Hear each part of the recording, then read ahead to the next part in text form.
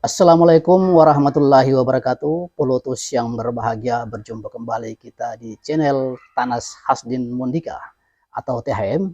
Yang kali ini kita masih membahas tentang perkembangan Partai Umat yang dalam 2 minggu belakangan ini masih sangat santer dan hangat diperbincangkan.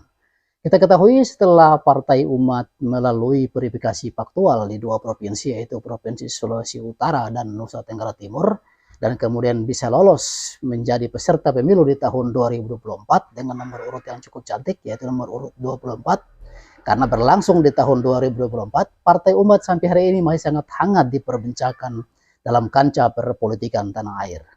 Kali ini ada yang menarik yang dibicarakan oleh Partai Umat, yaitu Partai Umat seakan-akan masih dalam bayang-bayang Partai Amanat Nasional. Nah, hal ini perlu kita bahas karena cukup menarik.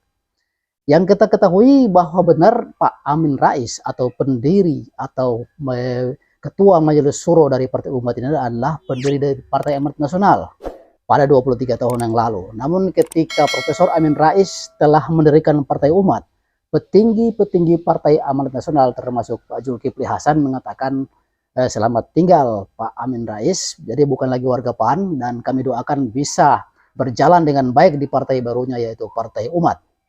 Nah, hari-hari belakangan ini ada suatu hal yang seolah-olah melakukan negasi atau seolah-olah melakukan adu domba.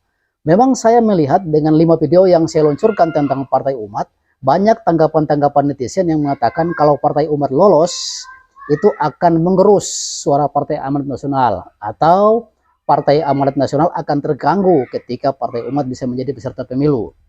Nah, hal ini menarik untuk dicermati. Yang pertama harus ditegaskan bahwa Partai Umat bukanlah pecahan dari Partai Amanat Nasional. Karena baik pengurusnya itu kita melihat dari berbagai partai. Dari orang-orang kemudian orang partai, politisi, kemudian banyak dari orang independen, kemudian teknisi, kemudian akademisi, dan lain-lain. Misalnya salah satu wakil Dewan Syuro yaitu MS Kaban itu berasal dari Partai Bulan Bintang. Jadi dari sisi itu sudah tidak benar bahwa Partai Umat adalah pecahan dari PAN. Ya, maksudnya orang-orang dari PAN yang berol desa langsung pindah mendirikan sebuah partai baru yang bernama Partai Umat. Kemudian dari sisi asas kita melihat sangat berbeda seperti yang dikatakan oleh Wakil Ketua Umum PAN, Bapak Pipa Mauladi mengatakan bahwa Partai Umat dan PAN berbeda. Dari sisi asas, Partai PAN adalah dengan asasnya yaitu religius nasional religius, sedangkan Partai Umat berasaskan Islam. Jadi garis perjuangan sudah hampir berbeda. Jadi ini yang perlu dibedakan. Nah, kalau kita lihat ketika hari-hari ini seolah-olah mau dibentur-benturkan antara Partai Umat dan PAN, ini sesungguhnya merugikan kedua belah pihak ini. Baik Partai Umat itu sendiri maupun Partai PAN. Jadi seolah-olah kedua partai ini berlomba, bertanding, memperebutkan suara yang sama. Nah, ini tidak baik. Padahal sesungguhnya Partai Umat itu harus yang besar dengan mengambil suara dari mana saja. Dari kelompok 212, dari kelompok-kelompok Islam yang lain, dari warga Muhammadiyah, dan dari umat Islam yang lain. Nah, begitupun suara PAN. Jadi kalau PAN dan Partai Umat saling sahut-sahutan, saling menanggapi, maka ini merugikan kedua partai ini. Jadi harusnya yang jadi perhatian utama, ya memang orang-orang merindukan dari netizen-netizen yang memberikan komentar pada video yang saya buat, sekitar 5 video tentang Partai Umat, merindukan tampilnya sebuah wajah baru Partai Islam ketika misalnya P3 sudah dianggap tidak terlalu menggigit tentang perjuangan Islamnya. Hari ini tinggal PKS sendirian. Nah, belakangan ini saya mendapatkan info bahwa ada informasi dari salah satu petinggi istana itu bahwa mengatakan jika Partai PKS itu mengiyakan misalnya yang adanya untuk pengunduran pemilu ataupun ada iming-iming 3 periode, maka partai-partai lain pun mengikuti. Jadi bisa dibayangkan partai PKS yang cuma 8,2% di Senayan itu cukup disegani. Upaya-upaya untuk melakukan pengunduran pemilu atau melakukan upaya-upaya 3 periode itu ketika PKS setuju, yang lain pun setuju. Jika tidak, mereka sangat hati-hati. Nah, apalagi ketika ada darah segar, wajah darah baru, yaitu Partai Umat bisa masuk Senayan. Jadi sesungguhnya perjuangan paling utama Partai Umat bukan saat ini, tapi saat tahun 2024 yaitu 14 Februari ketika Partai Umat telah masuk ke Senayan. Nah, di situ perjuangan konstitusional harus dilakukan seperti itu. Kalau saat ini harusnya Partai Umat itu berbaik-baik dengan semua pihak, bahkan merangkul Partai Amanat Nasional.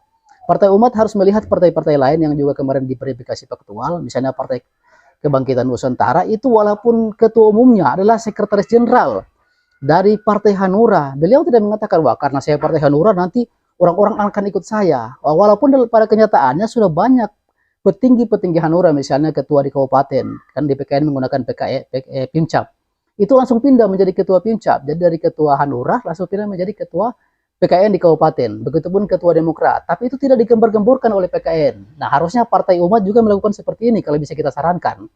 Jadi Partai Umat tidak usah bergerak di bawah bayang-bayang Partai Amanat Nasional.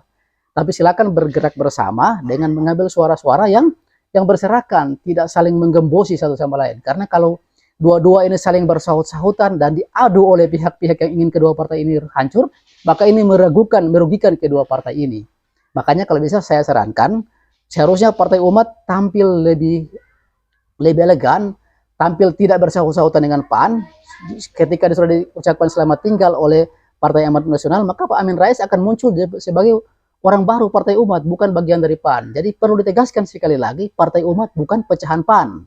Nah, kalau itu bisa dilakukan, jadi Partai Umat tidak berjalan di bawah bayang-bayang PAN, dan ini bisa menguntungkan. Tetapi jika terjadi sahut-sahutan, ya saling sindir-menyindir, saling jawab-menjawab berbagai kritikan-kritikan, maka ini merugikan kedua partai ini, dan ini mungkin dimaui oleh orang-orang di luar kedua partai ini, dan ini tidak bagus untuk Partai Umat dan Partai Amanat Nasional. Karena itu perlu ditegaskan dalam tayangan kali ini bahwa Partai Umat bukan pecahan dari Partai Amanat Nasional. Ketika itu terjadi, maka Partai Umat akan bisa melenggang masuk ke Senayan tahun 2024. Nah, di saat masuk ke Senayan, disitulah perjuangan pertama Partai Umat, yaitu perjuangan konstitusional. Jadi pelotus dimanapun berada, demikianlah tayangan ini.